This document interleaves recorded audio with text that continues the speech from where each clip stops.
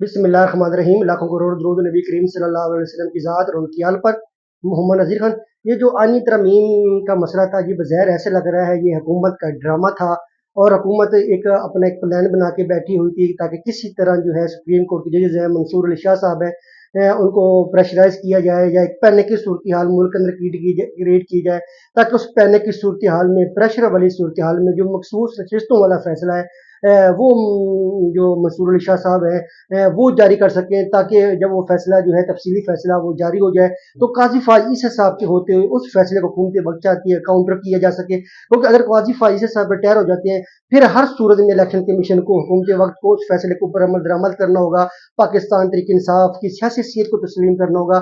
पाकिस्तान तरीके इंसाफ की जो मखसूस नशिस्तें हैं उनकी तनासब के हवाले से वो देनी पड़ेंगी। हुकूमत के लिए बहुत ज़्यादा मुश्किलात खड़ी हो सकती हैं। तो ये बाज़ाहिर ऐसे लग रहा है ये 2 दिन इन्होंने ड्रामा करने की कोशिश की, मुल्क के अंदर जो है एक पैनिक की सिचुएशन क्रिएट करने की कोशिश की ताकि किसी न किसी तरीके से जजेस प्रेशराइज़ होके वो तफसीली फैसला जो है मखसूस नशिस्तों वाला जो भी पेंडिंग है वो जारी किया जा सके और काजी फाइज ईसा साहब की मौजूदगी का फ़ायदा उठाया जा सके और काजी फाइज ईसा साहब की जो मौजूदगी है उन्हीं के जो दौर है उसमें उस फैसले की जो हैसियत है उसको ज़ीरो किया जा सके, उस फैसले की जो हैसियत है उसको डिफीज किया जा सके। अदरवाइज जो इस फैसले के बड़े इफेक्ट होने इलेक्शन कमीशन के ऊपर से जवाब होना कि अभी वो डिले को कर रहा है, अमल दरामद क्यों नहीं कर रहा, और इस फैसले के जो है वो तरीके इंसाफ के लिए बड़े अच्छे असरात है क्योंकि एक तो तरीके इंसाफ की जो सियासी हैसियत है उसको तस्लीम किया गया है। बैरिस्टर गौर को चेयरमैन और उमर अयूब को जो है सेक्रेटरी जो है वो तस्लीम किया गया। तो डेफिनेटली हुकूमत चाहती थी कि किसी न किसी तरीके से जो मखसूस नशिस्तें वो अपने पास रखी जाएं और काजी फाजिल साहब को होते हुए उस फैसले को जो है काउंटर किया जा सके। और मौलाना फजल रहमान साहब जो थे वो पहली दफा जो है किसी मौकफ पे डट गए और उन्होंने देखे कि नवाज शरीफ साहब ने भी बड़ी कोशिश की। उन्होंने नवाज शरीफ को फोन पे रिफ्यूज किया, इनकार किया और कहा कि मेरे पास अभी ड्राफ्ट ही नहीं है, आप मुझसे किस हैसियत में मिल रहे हैं, किस एजेंडे के तहत आप मुझसे मिलना चाहते हैं, मुलाकात करना चाहते हैं, क्योंकि जब हम हमारे पास ड्राफ्ट नहीं होगा, पेपर नहीं होगा, आपकी टेंशन सामने नहीं होगी, आपके ऑब्जेक्टिव सामने नहीं होंगे, आप क्या करना चाह रहे हैं, मुल्क को किस सिमत में लेके जाना चाह रहे हैं, उस वक्त तक हम आपके साथ चल नहीं सकते, कोई आपको ग्रीन सिग्नल नहीं दे सकते, कोई पॉजिटिव एटीट्यूड नहीं दिखा सकते। तो डेफिनेटली आप हमारे साथ पहले जो है वो ड्राफ्ट शेयर करें। देखिए मियाँ नवाज शरीफ साहब को भी बहुत ज़्यादा कानूनी तौर पे मुकम्मल तौर पे सियासी तौर पे शिकस्त हुई है, उनको बैक फुट पे जाना पड़ा है। इसी नाराजगी की सूरत हाल में वो इस्लामाबाद से लाहौर शिफ्ट हो गए और हुकूमत जो थी वो भी बुखलाहट का शिकार थी। हुकूमत के पास भी कोई मुकम्मल तौर पे कोई डायरेक्शन नहीं थी। वो कभी मौलाना से मुलाकात कर रहे हैं, कभी कहाँ जा रहे हैं, कभी कहाँ, कभी ड्राफ्ट के ऊपर बात हो रही है, कभी कुछ। तो वो भी 2 दिन जिस तरह बुखलाहट का शिकार है, वो भी अब क्लियर माइंड नहीं थे जिसको तरमीम को पास करवाना है नहीं करवाना। उनके जो अपने मेम्बरान है उनको भी नहीं पता था कि तरमीम है क्या, हुकूमत के वक्त क्या ऑब्जेक्टिव हासिल करना चाहती है, क्या नहीं करना चाह रही। तो डेफिनेटली जो है इस वक्त जो है पाकिस्तान के अंदर एक बड़ी इस्तराब की कैफियत है और किसी तौर में जो अदलिया की आज़ादी है उसके ऊपर ढक्कन नहीं डाला जा सकता, अदलिया की आज़ादी को ख़त्म नहीं किया जा सकता।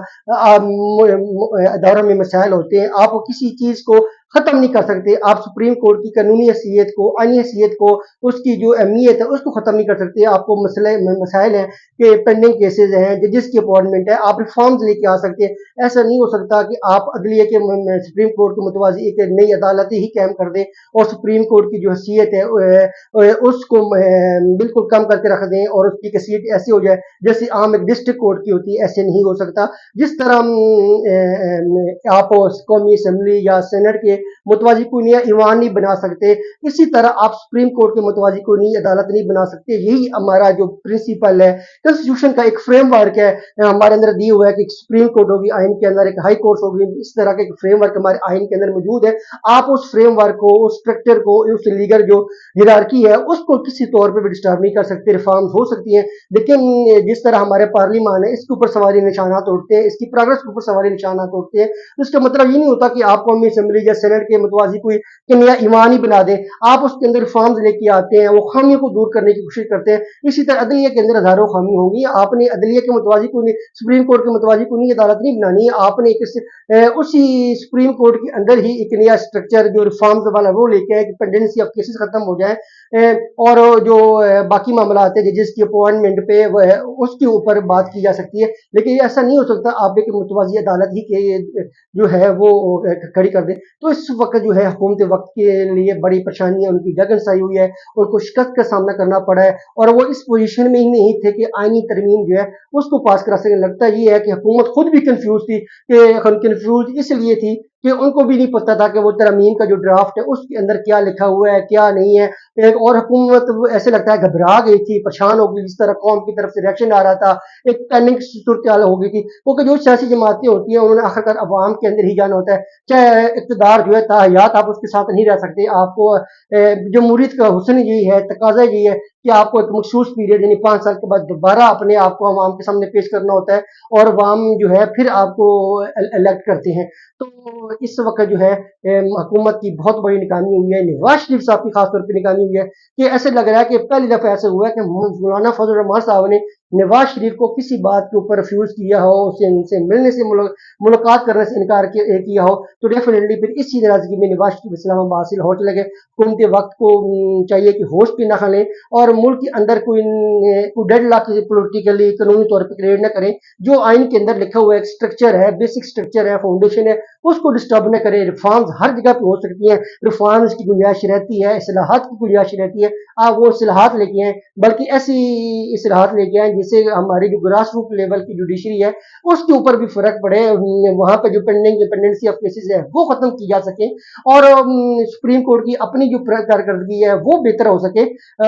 तो इस्लाहात ऐसी होनी चाहिए जो मुल्क को आगे की तरफ ले जाए, जो कानूनी मामला को पेचीदा न बनाए, और जो कि मुतवाजी जो निज़ाम है वो लेके ना आए। तो डेफिनेटली हुकूमत वक्त जो है वो होश की नखल है। चीफ जस्टिस मंसूर अली शाह का बतौर जो जज है मंसूर अली शाह साहब, उनका बतौर chief justice of Pakistan notification जारी किया जा सके, ताकि ये जो मुख्तलिफ बातें हो रही हैं, चमागोइयाँ हो रही हैं, इनका खात्मा किया जा सके और मुल्क के अंदर सियासी तौर पर कानूनी तौर पर इस्तेकाम आ सके। पाकिस्तान जिंदाबाद, पाक फौज जिंदाबाद।